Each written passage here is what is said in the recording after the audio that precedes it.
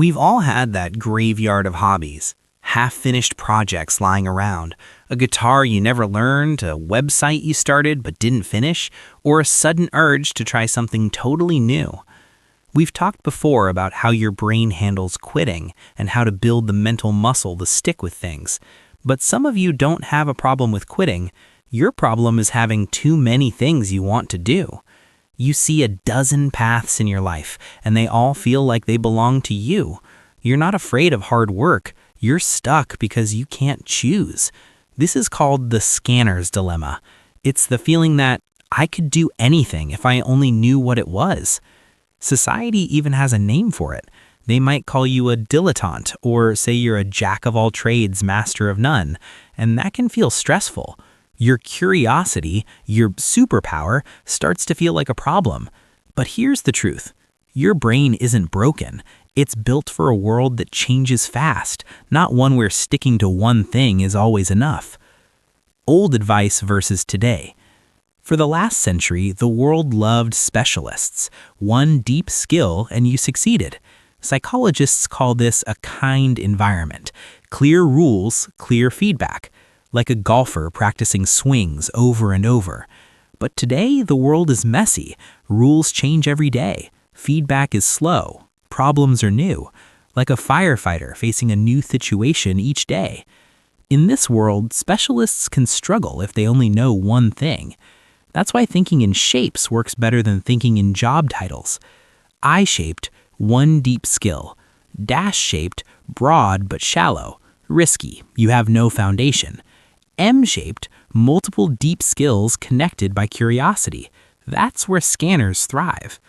How an M-shaped life works. Imagine this. First skill, data science, pays the bills. Second skill, storytelling. Go deep there too. Horizontal interests, psychology, history, design. Now you're not just a distracted data scientist. You can turn complex data into a story that anyone can understand. That combination is rare and valuable. Far transfer is your superpower. Specialists use near transfer, solving similar problems. You use far transfer, taking ideas from one field and applying them somewhere else. A beekeeper who codes might see patterns in software. A musician might find harmony in programming. All your hobbies? They're not random. They're your library of ideas. Later, they connect in ways that create breakthroughs. Steps to build an M-shaped life. Serial mastery. Focus on one skill at a time for a season, 6 to 18 months. Lower the stakes. You're choosing for now, not forever. Pick what excites you or gives stability. Strategic quitting. When you've learned enough, move to the next pillar. This isn't failure, it's deliberate progress. Use your job wisely. Find a job that supports your life without draining you. Many polymaths had stable jobs that let their curiosity thrive. Capture your ideas. Your brain creates more ideas than it can hold. Write them down. Notion, Obsidian, index cards. Later, those dots connect into big insights. Putting it together. You're not a dabbler. You're a scanner, a potential polymath. Your brain is meant to see connections across fields. Mastery takes time, but knowing the path brings calm. Pick your first pillar.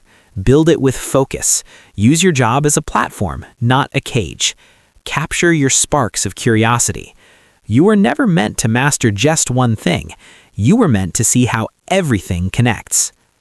Next step. I made a free guide called the Polymath Field Guide. It helps you track your interests and build your M-shaped life. You can download it in the description. If your problem is quitting too soon, that's okay too. Start by watching our previous video. It will help you build that first muscle of focus. Thanks for listening. I hope this gives you something practical to try. See you in the next one.